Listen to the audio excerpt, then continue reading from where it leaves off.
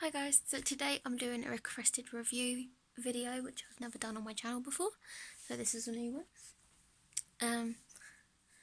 So the author is called Alexis Lantgen, and hopefully I pronounced that right, and the book is called Saints and Curses. You can find it on Amazon, but of course I was sent a PDF version, so I have read that and I have some brief kind of thoughts on what the story is about and how I think the stories went and how they're written and things like that. So it's basically a fantasy anthology of different stories in like short stories. Really my genre. I love fantasy stories, but they say sci-fi as well, but I think they're more just kind of on this fantasy sort of realm. Not all like epic fantasy. Some are like supernatural. Some are like mostly supernatural, I think, is the theme throughout all of them. But really well written. Some I preferred more than others. There are 11 stories, and I'm just going to go and talk through them a little bit. But first, I will give you the blurb. So you've got explore worlds of light and dark, where magical whimsy and grim tidings alike are painted across the tapestry of human experience. Indulge in tales of the fantastical, where enchantments are bought and sold at the local corner store. Your morning latte gives you special abilities, and you might just adopt a murderous vampiric cat. Your child might be stolen away in the night and replaced with an ancient evil creature of the Fae. Waves of plague-ridden vermin consume everything, and only a saint could hope to turn the tide. These stories and more await you if you dare turn the page. So these stories were all really well written, and I really enjoyed all of them. Like I said, some more than others. But your table of contents you've got, so like I said, you've got the 11 stories, and you've got some things that kind of come at the end of the book. It's about 200 pages. I rated this book 4 stars altogether, because, like I said, I really enjoyed it. There were just certain things that didn't grab my interest as much as others, so that's why it's gone down a star.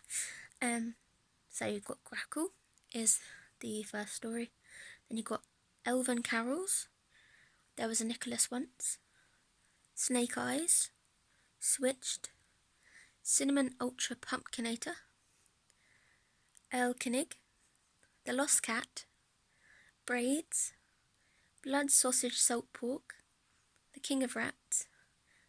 Then you've got very short stories, acknowledgements, author bio, and more from Lunarian Press, which is the publisher. Follow them on Twitter as well if you like. So I'm just going to go through and sort of give you brief thoughts on all the stories, but try not to give too much away, try not to spoil them for you, but just kind of give you a brief idea on brief thoughts and brief sort of premise of what happens in each story without giving you too much information. So story 1 is called Grackle, and it's basically about a girl called Jane who breaks up with a boyfriend at the beginning of the story. I thought the reasoning for the breakup seemed a little bit weak, but you kind of realise her reasoning as the story goes on. It's really quite cool, like, background, because it's like a slightly more magical world, which is relatable, and it seems like our own world, but you can purchase magic spells and things from the drugstore, which is quite cool. The nearby, like, go to the co-op.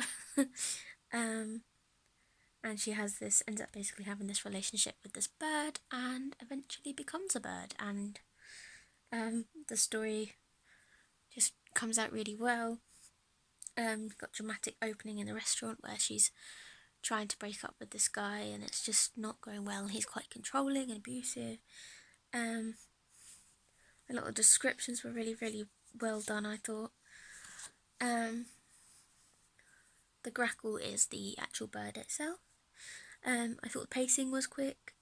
You get through the story quite quickly, and I really enjoyed it. It was a really nice opening to the whole book. Like I said, the descriptions were really nice, and they go to this park, and she turns into a bird, and she ends up having to help this little girl.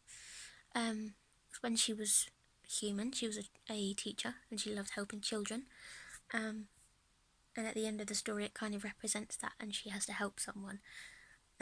Without giving too much away, she has to help a child, and the child ends up remembering her as the bird. It's a really sweet little story. the spellcasting boyfriend turns Jane into a bird. I was a little bit confused about the passing of time in the story, but again, you soon get over that. The pacing was a little bit too slow at first because you could see, like, you go through all her thought processes, and sometimes it would be a little bit too much, but I did really, really enjoy it, and I liked the dramatic scenes when they did happen. And I thought maybe there was a way to, like, that she could have haunted her ex. That would be quite cool as a bird. But it's really, really sweet. The ending is really sweet. The whole description, I don't know, the story has just stayed in my mind, which is really, really good. Considering it's the first one, you can kind of get lost in all these little stories and get confused with them all. But they're all really individual in their own way, and I really, really like that. At times the pacing is really quick and you get through it really easily, but sometimes it can be a little bit slower. But that's mainly when I say, like, with the thought process and things like that. But really, really sweet little story, really nice. That's relatable to us now, but also has its own magical element, which again is really, really sweet. So the second story is called Elven Carols. It had a really nice opening, like tights that were a nauseating shade of neon green. It's about a girl who plays an elf in like a shopping centre, but actually is approached by an elf, like an actual elf, and is taken to their world and treated like an elf that's been taken by a human, taken the human form in an elf world, which they like to hide themselves from the human world, because of danger and everything that's happened in the past for them.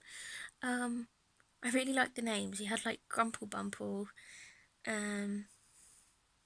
Magnus Batch, and Peas Bottom and things like that. It was really sweet the way they kind of like recruit her, because she's really good at her music, playing the music as the elf. Like they think she's really talented. The voice of the story is comical and sarcastic. I really just kind of fell in love with the voice more than anything else.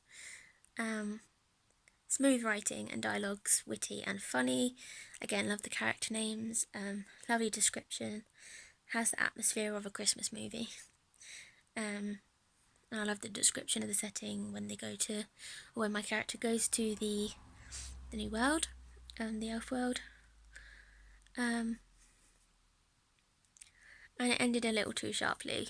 That was one of my main cons. I've basically just written a list of like pros and cons, things that I'd change or things that I would like to change, but things I also enjoy.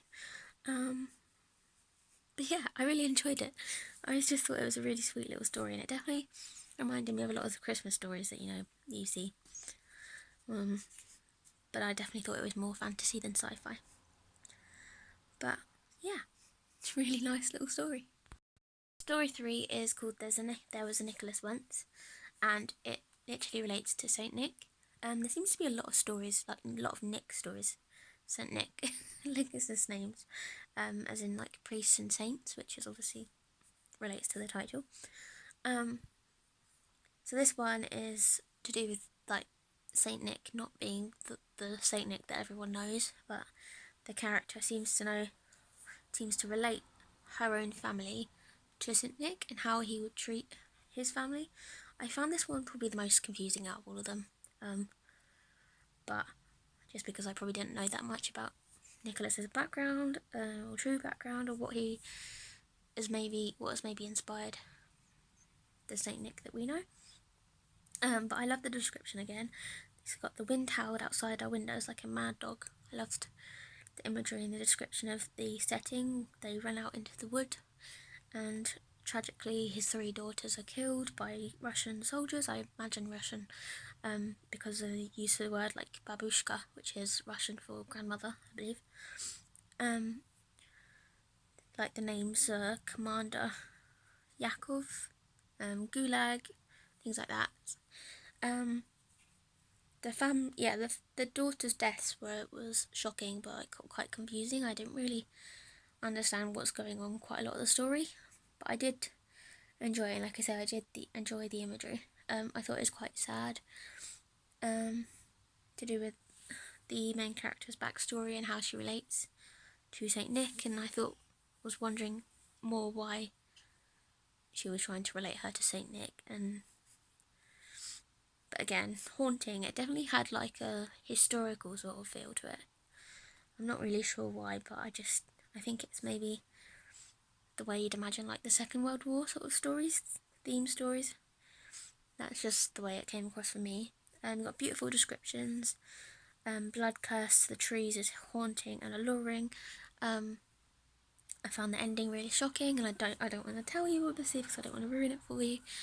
But there's a lot to do with like fairy tale curses. I feel like it represents Russian like folk tales for some reason. When she goes out to the woods at the end after her father or stepfather has beaten her. And again, really tragic, but really like heart-wrenching, grabs you in your heart. Yeah, truthfully not one of my favourite stories of the whole book, but I did enjoy this one, and yeah, I'd love to know a little bit more, I think, to get a little bit more, maybe read through it again just to kind of get another better understanding of it. But yeah, really good story overall. So story 4 is called Snake Eyes, and I think this is actually one of my favourites of the whole book. I just loved it, basically. I don't know why it was my favourite, I just really enjoyed it, and it's really one of those ones that's kind of like stuck out in my brain, along with the first one, The Bird. So the nice opening, dialogues are intriguing, the husband and wife talking about how they make people whole again, and that the wife has been burned or suffers some kind of injury in the past, and has heard that this witch or this place can heal her and make her beautiful again. And it's one of the shorter ones, but I think it was done perfectly the way it was, because you've got the husband's inner thoughts of how he loves his wife but has never seen her in the same way since her incident. So he comes across a little shallow, like how he loves her and he wants to care for her, but he can't look at her the same way, or he looks at her like remorsefully sometimes. Setting is described beautifully. Again, it's quite tragic. You've got these people going up and having snakes like tear them apart or heal them and make them like really strong and powerful. And she wants to go in there, and she comes out all different, and he realises that he's going to never have her again because everything's changed between them. Yeah, I think this one was really, really well done. I really enjoyed this. Story 5 is called Switched. It's the most heart-wrenching one, I think, out of all of them. You've got from the perspective of this mother, and she's just birthing her child. In this eerie hospital, everyone's got like red eyes and all staring at her like all creepy, and she passes out when this doctor makes her go unconscious. She births her baby, and then everything just kind of changes, and it's basically like her suffering through like a changeling sort of phase. You can hear in the old stories about changelings where they replace your perfect little baby with a changeling, and the myth is that you have to kill the changeling to bring back your other baby or your perfect baby. And it's really heart-wrenching just seeing her go through this. And yeah, another one of the shorter ones, but again, really stuck out in my brain. I really enjoyed it. I was a bit confused how the baby was suddenly a boy, but that was because obviously it's a changeling. Drank her blood instead of her milk. The imagery of all of this at the end was beautifully written. It was shocking. At the ending, she managed to get her baby back, which was really sweet. Nice opening, very emotional, learning that her husband's in an Afghanistan hospital, off and on himself, like has been out there as a soldier. The eerie atmosphere was really well portrayed. The creaky doctor and the red eyes. This whole book, that seems to be a really big theme, like red eyes is what kind of shows everyone that there's a supernatural element. But I think it's perfectly done. Really, really well done. Story 6 was called Cinnamon Ultra Pumpkinator. Honestly, this was not one of the ones that I followed the best. Really, really good story, and I like the way that it's basically based on a magical coffee shop, basically. So like the coffee is the Cinnamon Ultra Pumpkinator is the flavour of the drink. So like you get those really nice ones in Starbucks because the names, they have really funky names. And there's this character that's had like flashbacks to incidents where she's becomes too addicted. But later on finds out that these drinks have magical elements, and that the people that have been trying to sell them have been trying to take all the power for themselves. Really, really good story, guys. It just wasn't one of my favourites, I don't think, out of all of them. But her mentions to the flashbacks, her breakdowns are subtly put in. The cat is intriguing. Magical beverages, spices.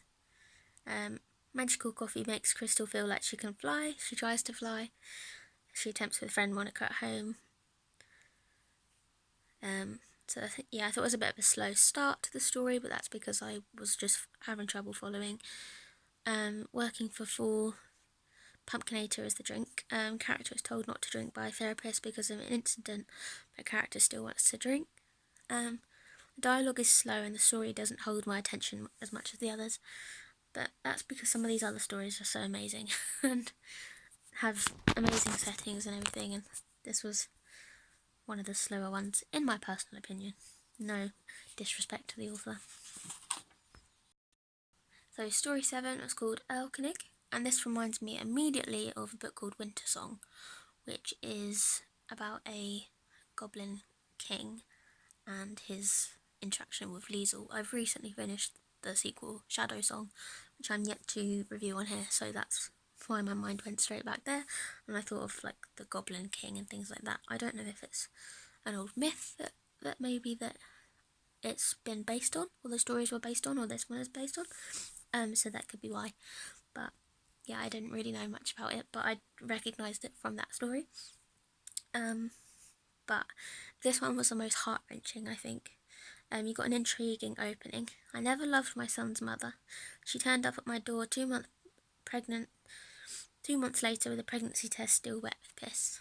So she was quite drunk all the time. They'd go back and have a lot of sex.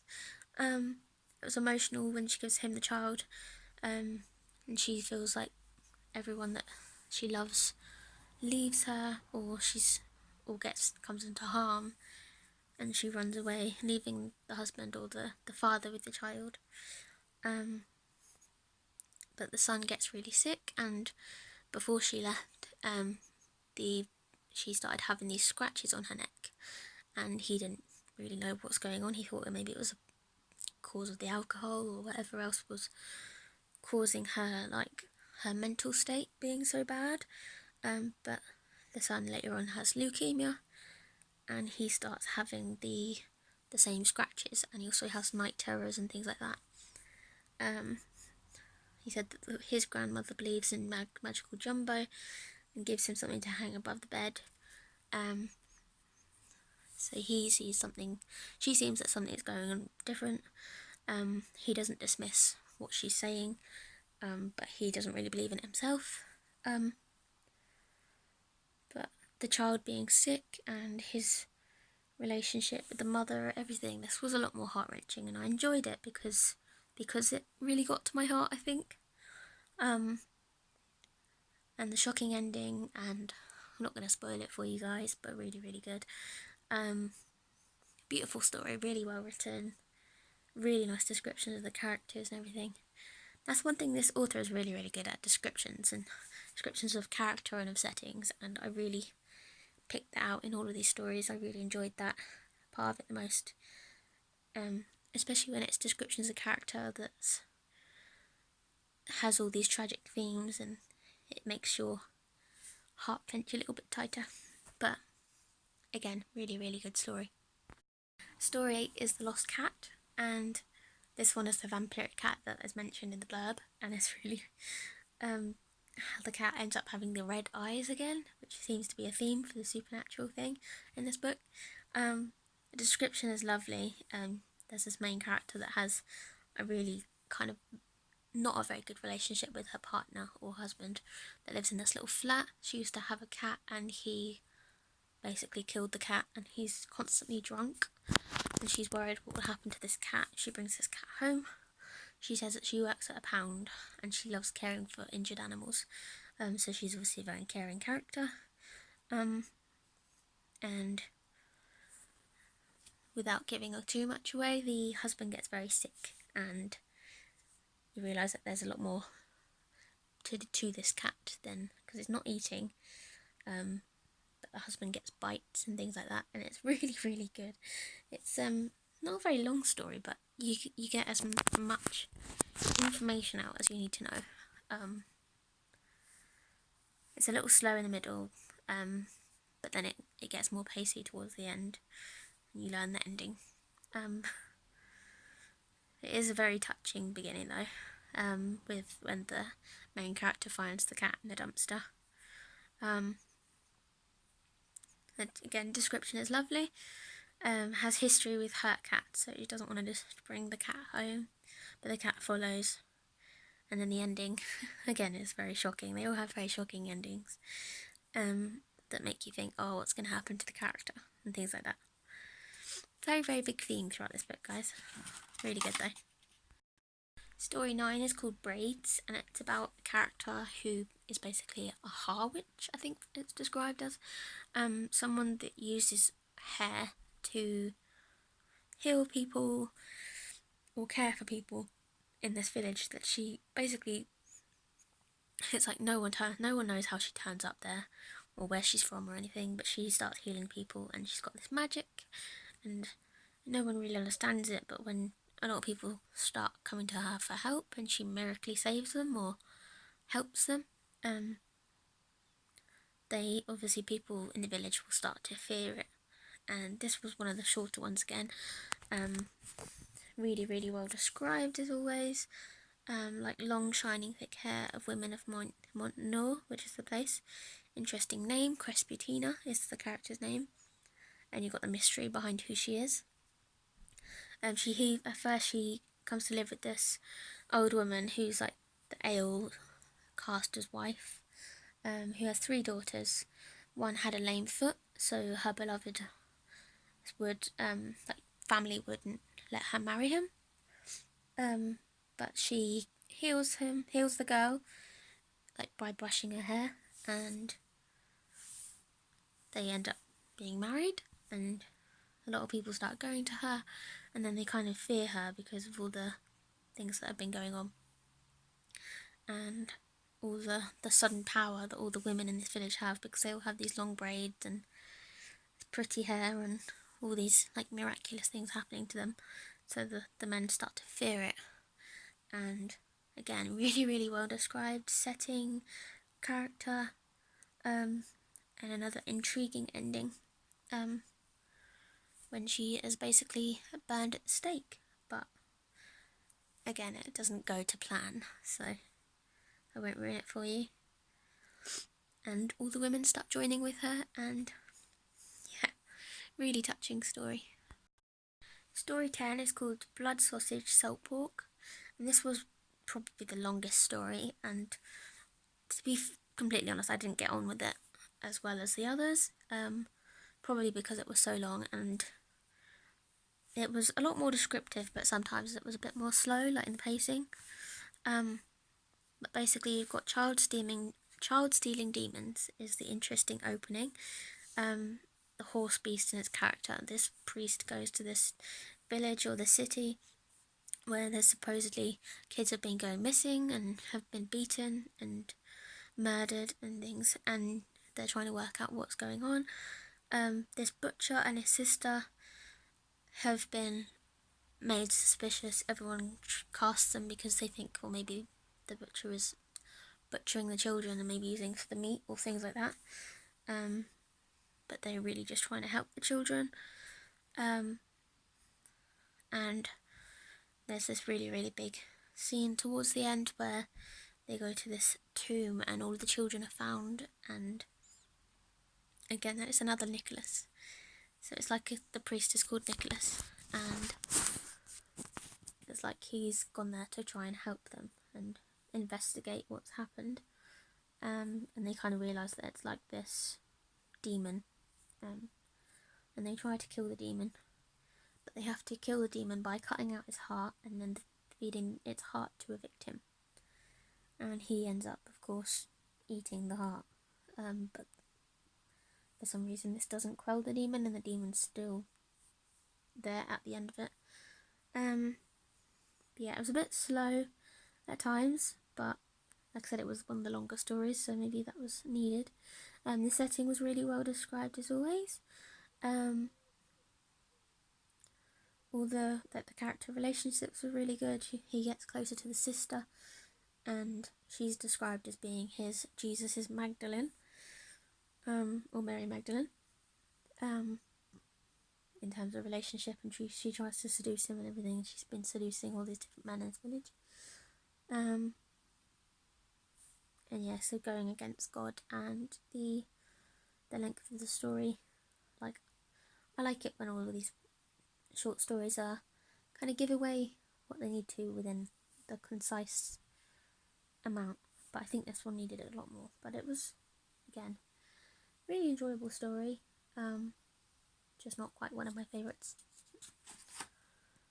So the final story was called The King of Rats, and it was with another Nicholas who's a priest. I'm not sure if it was the same character,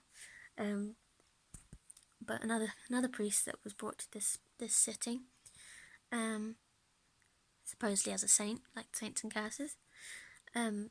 Really, really eerie opening, but really well described, where corpses laid rotting in the streets, vivid descriptions. The same Nicholas as the last story, church sent him here. Plague present, massive imagery, historic themes, definitely. So I got interesting rumours about what caused the curse, children missing like in the last story, which strange spell, rats filling the caves, and touching story and freeing the children. So again, the children were a big theme of it. The children were murdered or taken away by this rat king, and there's I really enjoyed the last scene of this the most. Again, wasn't one of my favourite stories, but I really enjoyed the last bit of it, where he meets the rat king and he's like a piper, and he's like, "You've taken all the children away from me," sort of thing. Had very, very dark themes to it, these two, but I like the dialogue. I found that the most like pleasing, and then him obviously trying to quell the demon or the rat king, and it summarised the book off really well. So yeah, it's a really, really good little book, guys. She also has another book called Sapiens, a collection of science fiction short stories, which is very similar. So I have messaged her saying if you'd like to send me the other one, then I will happily review that for you as well. So if I do, then I will put that up here as well. But really well written, really nice to have a requested review, because that's not happened before. I don't usually read short story books, guys, but I really enjoyed it. I definitely love anything fantasy and anything like to do with like supernatural elements, or just anything a bit different or a bit out there. And I really thought that was really, really well done. Like, you're always going to have books that you enjoy more than others, but again, really enjoyable, so definitely go and check that out. It's on, you can find it on Amazon, but obviously, like I said, I had a PDF version. Yeah, go and check it out, and check out the author on Twitter. I believe I will put down her Twitter handle, because it was listed at the bottom of the book, but I've forgotten the name of it. So yeah, go check out Saints and Curses, guys, and I will be with you for another video very soon. I'm going to Menorca at the end of next week, so I will be probably doing travel vlogs around then, but next weekend as well. I'm also going to York, so there'll be no doubt be videos there. And the end of Camp Nano, so I can finish off all the writing. But yeah, the book was published by Lunarian Press, so go and check out their stuff as well, and hopefully you really enjoy it. Let me know what you think of the book once you've read it down below, and once again guys, I will talk to you very, very soon. Bye!